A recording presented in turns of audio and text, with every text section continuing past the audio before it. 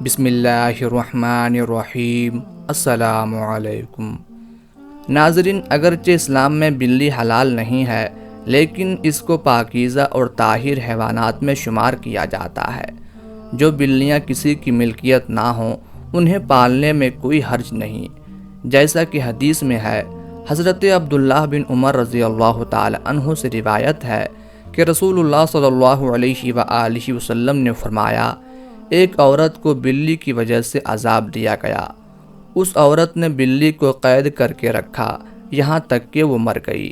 وہ اسے نہ تو کھانے کے لیے کچھ دیتی اور نہ ہی پینے کے لیے، اور نہ ہی اسے چھوڑا تاکہ وہ خود کیڑے مکوڑے کھا کر گزارا کر لیتی۔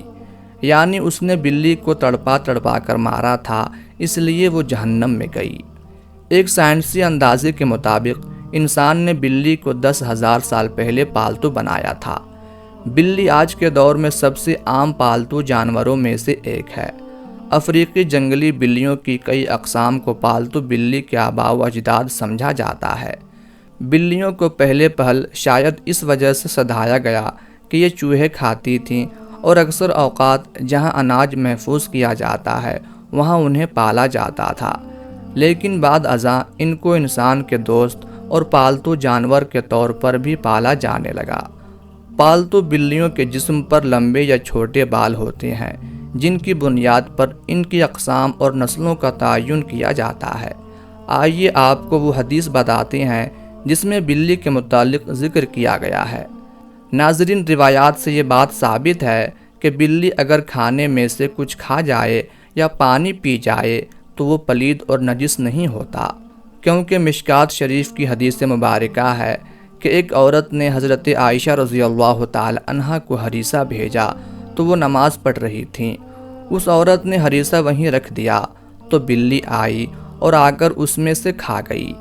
حضرت عائشہ رضی اللہ تعالی عنہا نے نماز کے بعد اسی جگہ سے ہریسہ کھایا جہاں سے بلی نے کھایا تھا، اور فرمایا، بلا شبہ نبی کریم صلی اللہ علیہ وآلہ وسلم کا فرمان ہے، یہ بلی پلید اور نجس نہیں بلکہ یہ تو تم پر آنے جانے والیاں ہیں۔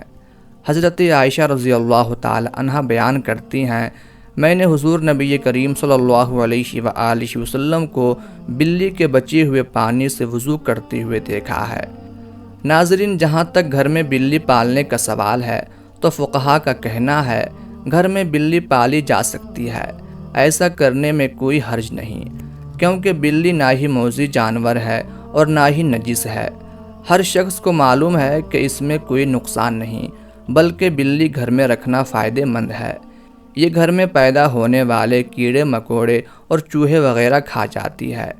ناظرین، سائنسی اعتبار سے بھی گھر میں بلی پالنے کا ایک بڑا فائدہ ہے، وہ یہ کہ بلیوں کو انسانی لمس بے حد پسند ہوتا ہے اور انسان بھی اس سے محظوظ ہوتا ہے۔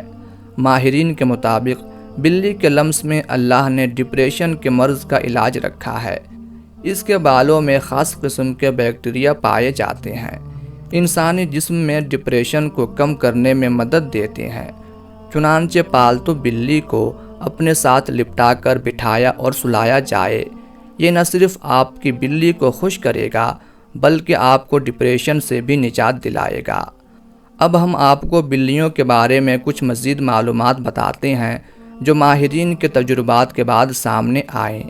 ویسے تو یہ معلومات سب کے لیے دلچسپ اور حیرت انگیز ہیں، لیکن جنہوں نے بلیاں پال رکھی ہیں ان کے لیے انتہائی فائدہ مند بھی ہیں۔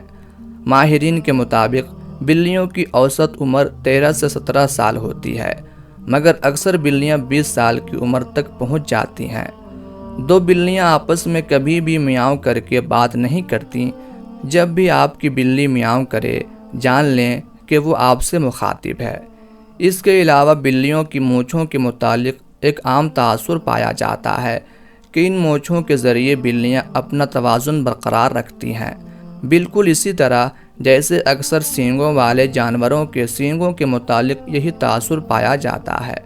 تاہم ماہرین کا کہنا ہے کہ یہ تاثر سراسر غلط ہے۔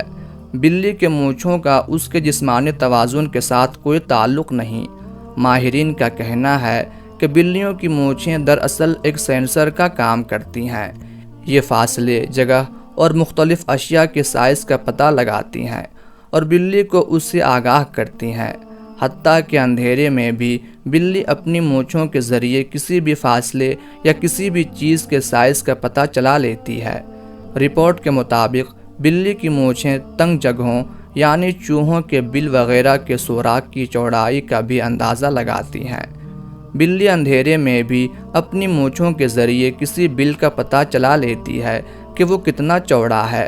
اگر بلی کسی تنگ جگہ میں جانا چاہتی ہے تو یہ اس کی مونچھیں ہی ہیں جو اسے بتاتی ہیں کہ وہ اس تنگ جگہ میں جا سکتی ہے یا نہیں اور کہیں اندر پھنس تو نہیں جائے گی۔ ناظرین، اب نقصان دینے والی بلیوں کی بات کرتے ہیں کہ ایسی بلی کو قتل کرنا جائز ہے کیونکہ یہ تکلیف کا باعث ہے۔ بلی کو کسی بھی صورت ایذا دینا شرعاً جائز نہیں۔ بلی ایک پالتو جانور ہے۔ ہاں، اگر کوئی بلی خونخوار ہے اور گھر کا نقصان کرتی ہے تو اسے مارنے کے بجائے پکڑ کر کسی دور دراز علاقے میں چھوڑ دیا جائے تاکہ وہ اپنا ٹھکانہ بدل لے، لیکن اسے قتل کرنے کی اجازت نہیں دی جا سکتی اور نہ ہی اسے کوئی تکلیف دی جا سکتی ہے۔ عام طور پر بلی کے رونے کو بدشگونی مانا جاتا ہے۔ عام خیال یہ بھی پایا جاتا ہے کہ بلی جب کسی گھر میں روتی ہے تو اس گھر میں فوتگی ہونے والی ہوتی ہے۔ کچھ لوگ یہ بھی کہتے ہیں کہ بلی گھر میں آنے والی روحوں کو دیکھ کر روتی ہے۔ یہاں حضرت شاہ شمس تبریز رحمۃ اللہ علیہ سے منسوب ایک واقعہ بیان کرتے ہیں۔ حضرت شاہ شمس تبریز رحمۃ اللہ علیہ سے پوچھا گیا، آپ کہتے ہیں کہ بلی کا رونا انسان کے لیے بہتر نہیں ہوتا، ایسا کیوں؟ آپ نے فرمایا کہ خلقت آدم سے لاکھوں سال پہلے جب زمین پر جنات رہتے تھے تو کچھ مخلوقات سے جنات نفرت کرتے تھے تو کچھ سے پیار۔ ویسے ہی جنات کا راجہ عزازیل، جس کی ایک بیوی تھی جس کا نام کبیرہ تھا، وہ بلیوں سے پیار کرتی تھی اور اس کے آس پاس بلیاں ہوا کرتی تھیں، اور یوں جنات اور یہ بلیاں ساتھ ساتھ رہنے لگیں، پیار کرنے لگیں۔ بلیوں کی جتنی بھی نسل زمین پر موجود تھی، اسے کوئی تکلیف ہوتی تو اس کا بدلہ جنات لیا کرتے تھے، لیکن جب اللہ نے جنات کی طاقت کو محدود کیا، ان کے لیے صرف رات کو رکھ دیا، تو یہ سلسلہ جانوروں اور جنات کا ٹوٹ گیا۔ لیکن کبیرہ نے کہا، اے میرے اللہ، ہمیں اتنا تنہا نہ کر، ہمیں اتنا اکیلا نہ کر۔ تو کچھ جانوروں کو یہ طاقت دی گئی کہ وہ جنات سے بات کر سکیں اور انہیں دیکھ سکیں۔ ان جانوروں میں بلیاں بھی شامل ہیں۔ اصل میں جنات کے ایام جو وہ زمین پر بسر کرتے ہیں انسان سے 7 دن آگے ہوتے ہیں۔ جو زمین پر ہوتا ہے وہ 7 دن پہلے جنات دیکھ چکے ہوتے ہیں۔ تبھی جب کوئی مرنے والا ہوتا ہے، جس گھر میں انتقال ہوتا ہے، وہاں جو فرشتے آتے ہیں، اللہ نے بلی کی آنکھ کو یہ طاقت بخشی ہے کہ وہ جنات کو دیکھ سکے، وہ فرشتہ موت کو دیکھ سکے، تو درد بھری آواز میں رونے لگتی ہے، یہ بتانے لگتی ہے، اے انسان، یہ زندگی جسے تو ہمیشہ کے لیے سمجھتا ہے، جیسے یہ آج مرنے والا ہے ویسے ہی سب مر جائیں گے، اپنے اعمال بہتر کرو۔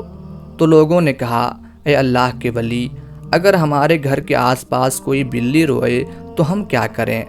تو شاہ شمس تبریز رحمۃ اللہ علیہ نے کہا، تم حسب توفیق صدقہ کیا کرو اور 27 مرتبہ چاروں قل کا ورد کر کے اللہ سے دعا مانگا کرو، اللہ ہر پریشانی سے تمہیں محفوظ رکھے گا۔